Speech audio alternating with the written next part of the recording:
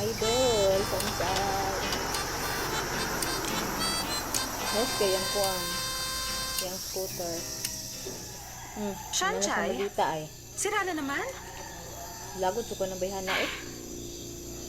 Kung nabizak kayo. Kailan mo ba papalitan ang bulok ng sasakyan? Kasi kaya yung kuan diya ay samok ay. Araw-araw ganito na lang ang nangyayari sa'yo. Nanlilimahid ka. O ayan, punasan mo. Nakapobre kayo. Sige na, huwag ka na mahiya. Oh, siya nga pala. Yari ng Gucci ang bag na yan. Sauli mo na lang sa akin. Piling mo. Kundi dahil sa'yo, nasa Guinness Book of Record na tayo. Lahat ng estudyante, nakakotse at ikaw lang ang naka-motorcycle. Larga na. Samok da.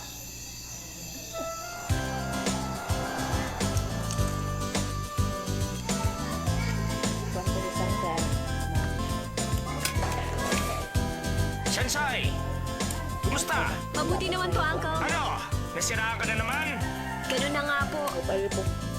Pero wala po itong anuman. Kaya ko na po itong ayusin. Madali lang po ito. Ano sa presidente? Heto po ang baon ko. Dinala ko para sa inyo. Salamat, Shansay. Sige po. Palagay ko ikaw lamang ang nakakaalam sa inyong eskwelahan kung ano ang electric fan.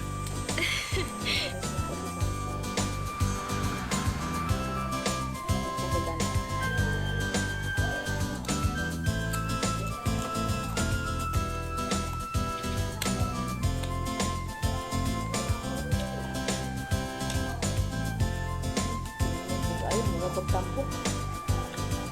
Uwang na. Ay, pinilakpan. Ito po dahil. Nag-ibot. Paibog pa siyang bag. Ano naman kaya maganda sa bag niya? Tingnan mo kung anong meron ako. Pagsat siya sa Burberry coat. Meron ka ba nito? Wala po ibig kayo ba? Bihira lang ang merong diamond necklace na ganito. Ano? May masasabi ka pa?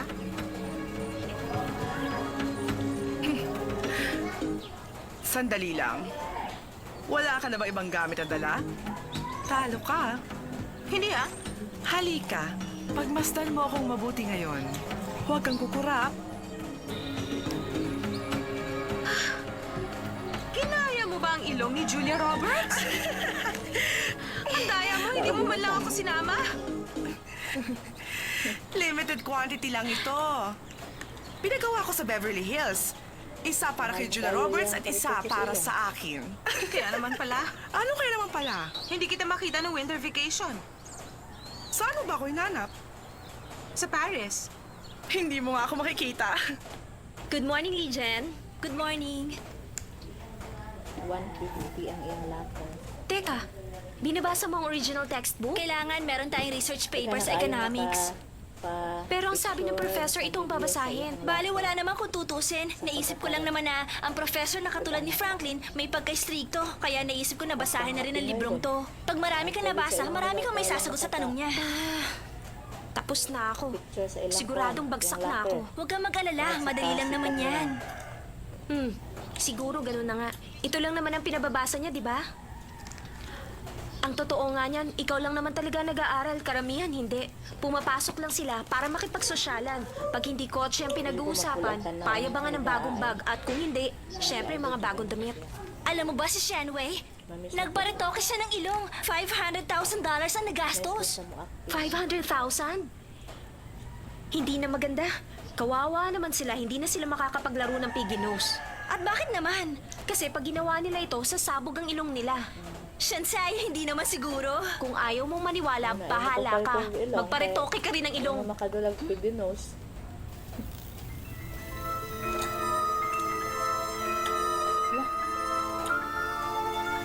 Kapag, hindi na sa po. Ay, try.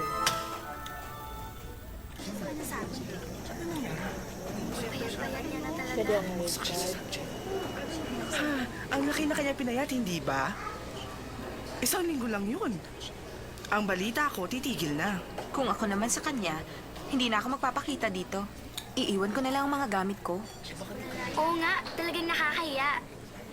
Tingnan mo, hindi siya makaharap sa tao.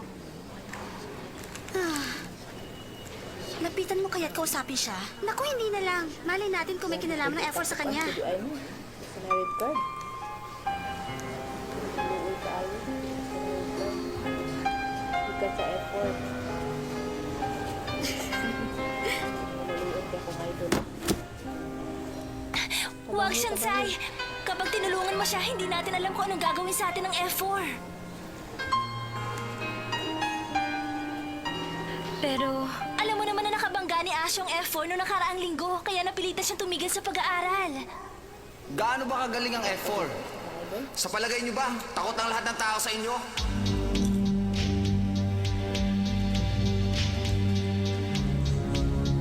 Kilala mo ba kung sino kausap mo? Meron siyang red card. Ay na. Katalunin mo naman ang F4. Kuan na siya. Nagano ang tay. Tayo na lang, wala na.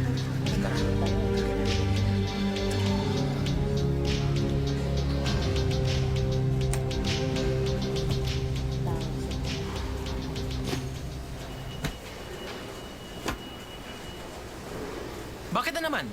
Anong nangyayari dito? Kasi titigil na sa pag-aaral si Ashu. Titigil? Opo. Ako ang teacher niya. Pinayagan ko ba siyang tumigil sa kanyang pag-aaral? Asyo! Sir, dahil sa effort kung bakit titigil na siya. Iwasan kong problema. Sige sa Isang kalokohan. Hindi na nawawalan ng black sheep sa eskwelahan. Asyo!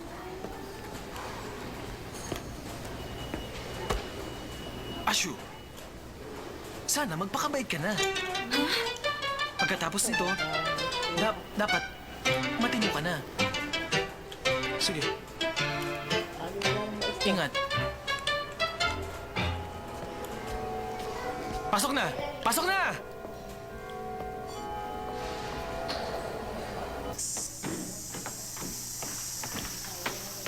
Yung mo silang suwat yun. Kakasabot ba? Kaya pasabot ka na, no? Conscience. Yan ang tinatawag na moral courage. Yan ang pamantayan ng pagkatao. Here. Dito sa bansang China, walang iba kundi si Confucius. Pag-aaralan ng buod ng kanyang ideya. Ang pinakabuod ng ideya ni Confucius ay benevolence. Para matuklasan ang sariling ugali at ganun din ang pag-uugali ng iba. Upang maging prominente. Sugar. Bakit, Sanchay? May problema ba? Pupunta ako sa CR. Magbabanyo? Meron akong tissue paper.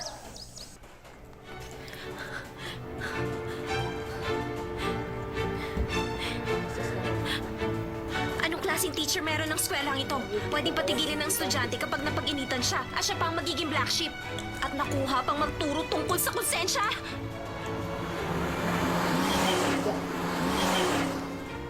Isang malaking kalokohan ang lahat ng ito. Wala nang matino sa kolehiyong ito, walang paninindigan. Mga takot at walang pakialam. Lalo na ang grupo ng F4 na yan, silang mga morons! PE4! Pang-aabuso sa karapatan at pang-aapi sa kapwa. Kayo nga mga mayayaman na nagpapatakbo ng eskwelahan, eh ano ngayon?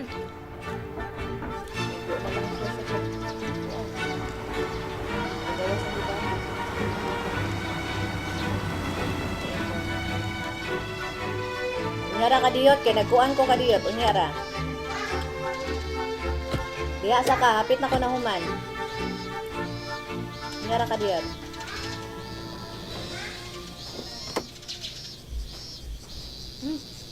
Yawa. Yawa ka tayo sa mga ito. Klaro juga yung makarama. Pero, guwapo ka sila. Huwag niyo lamang akong aapihin. Hindi ko kayo urungan.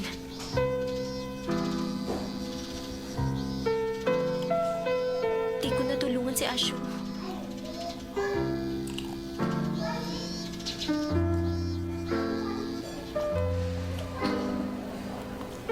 Shansai, may assignment ka na ba sa stat para ngayong hapon? Hindi ako kumuha ng stats sa SEM na ito. Bakit naman? Magtatrabaho kasi ako. Kung ganon, mag-isa na lang pala ako mag-aaral sa stat.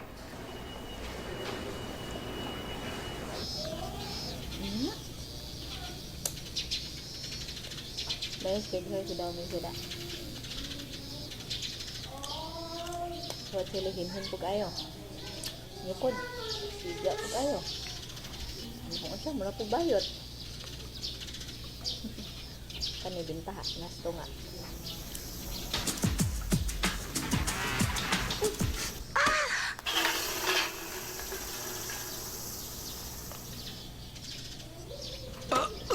Paumanhin!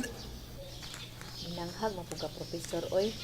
Yung mga nung nakuha nag-soft drink si Gawin Nagbaw ka. Paumanhin! Pasensya na, hindi ko nakita. Binangga niyo ako. Kapag may nabangga ka bang estudyante, hihingi ba kayo ng paumanhin, sir? Oo! Sir, tinatapakan niyo ako. Naku, paumanhin! Ayaan mo, lilinisin ko ang sapatos niyo. Alam niyo kung may nagagawa ang paumanhin, ano pa ang silbi ng mga alituntunin? Alam ko namang ako talaga ang black sheep sa eskwelahan. Simula bukas, hindi yun ako makikita. Sir, ang mabuti pa, Bukas hindi na ako makikita! Aray! Grabe nila si Dami na siya ko ano. Hadlukan nila kaayo sa eskwelahan. Basta maisto, hadlok na.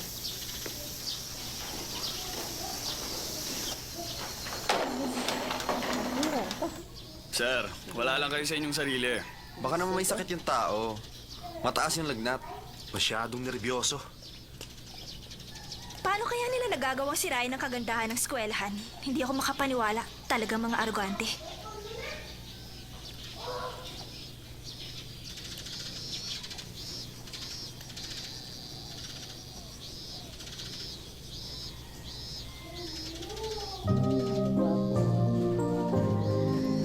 Hangin ko.